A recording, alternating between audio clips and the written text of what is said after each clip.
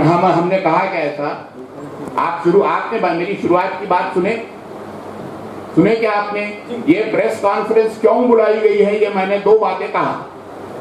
एक बात ये कहा कि जो यानी मौलाना सज्जाद नोमानी का मैंने नाम भी नहीं लिया, जो धार्मिक लोगों ने जो ऐलान किया है उसका असर सारे मुसलमानों पर नहीं होता है, ये स्पष्ट करने के लिए ये कॉन्फ्रेंस बुलाई गई। और आज के प्रजावाणी में जो दो बातें गलत आई उसका खुलासा करने के लिए ये प्रेस कॉन्फ्रेंस बुलाई गई। इसका असर मोहन अन्ना हम्बर्टे की सीट पर हो सकता है क्या? आपको एक जनरल सवाल। हाँ, इसका असर जो मौलाना की तायद है इसको लेके मोहन अन्ना हम्बर्टे की सीट पे क्या कुछ असर? इंशाअल्लाह ताला कोई असर नहीं होगा, इंशाअल्लाह ताला।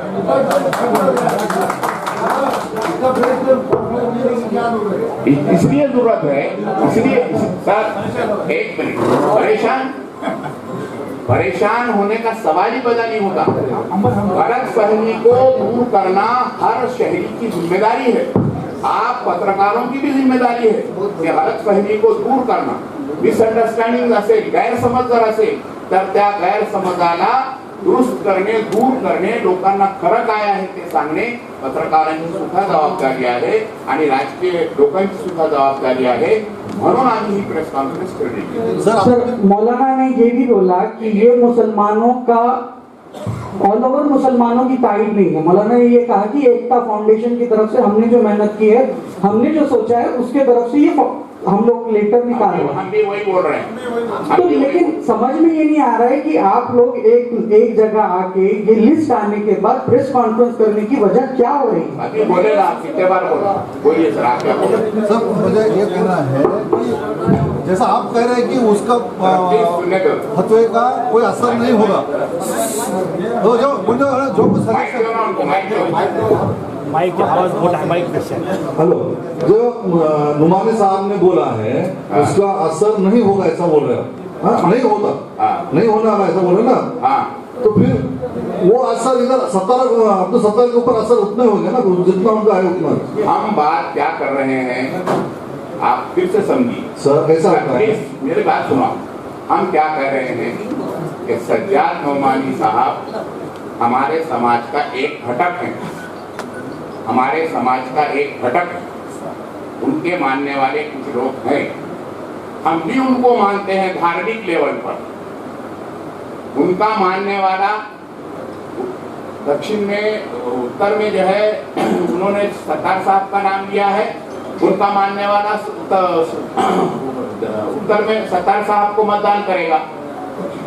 हम ये कह रहे हैं कि दक्षिण में ऐसा बात फैलाई जा रही है कि भाई उन्होंने कह दिया कि अब सारे मुसलमान धर्म गुरु शब्द ही गलत है।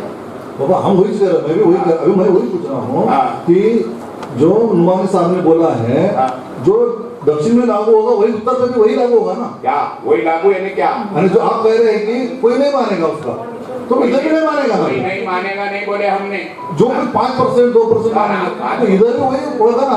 आप दुरुस्त मत करो, आप बात को दुरुस्त मत करो। हमने क्या कहा प्लीज, मैं बहुत अल्लाह के फजल से सारे सर बताए सर, आप मुझे ये बोलिए, हमने क्या कहा कि उनके मानने वाले लोग हैं वो उसको फॉलो करेंगे, उसको हमको कोई कहना नहीं। सब मुसलमान के लिए लागू नहीं है।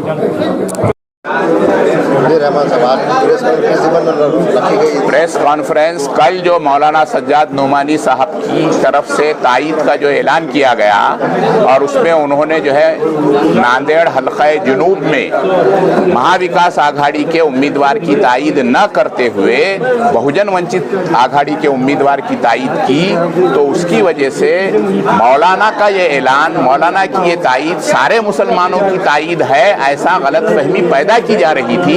उस गलत फहमी को दूर करने के लिए और आज के प्रजावाणी में जो गलत बातें आई, फतवा आया वगैरह वगैरह, इनको दूर करने के लिए ये प्रेस कॉन्फ्रेंस ली गई। अगर मतलब कुछ लोग ऐसा जहाँ पर एमआईएम उम्मीदवार है वहाँ पर उनकी तायद नहीं की, तो ये किए उन्होंने कुछ जगह नहीं की, कुछ जगह नहीं किए, कुछ जगह एमआईएम के लड़के एमआईएम कार्यकर्ता मौलाना के खिलाफ गैर जरूरी बातें कर रहे हैं, वायरल हुई। बिल्कुल गलत कर रहे हैं। मौलाना हमारे मुल्क की एक बहुत बड़ी शख्सियत है, मौलाना सज्जाद नोमानी साहब हम सब के लिए काबिल एहतराम हैं। मौलाना सज्जाद नोमानी साहब का मिल्लत के ऊपर बहुत बड़ा काम है। हम सबको उनकी कदर और इज़्ज़त और मंजिलत करनी चाहिए। ये एक मामले में, सियासी मसले में हम उनसे मुत्तफिक नहीं हैं। हम अपना इख्तिलाफ अच्छे तरीके से अदब के दायरे में रहकर बता रहे हैं। मौलाना की तायद के बाद क्या मुस्लिम नुमाइंदों की तादाद में इजाफा होगा महाराष्ट्र भर में? असेंबली में मुस्लिम साहब जो चुनकर जो आएंगे नुमाइंदे, हाँ, क्या उसके तादाद में कोई इजाफा हो सकता है? यकीनन कुछ ना कुछ इजाफा होगा, यकीनन कुछ ना कुछ इजाफा होगा।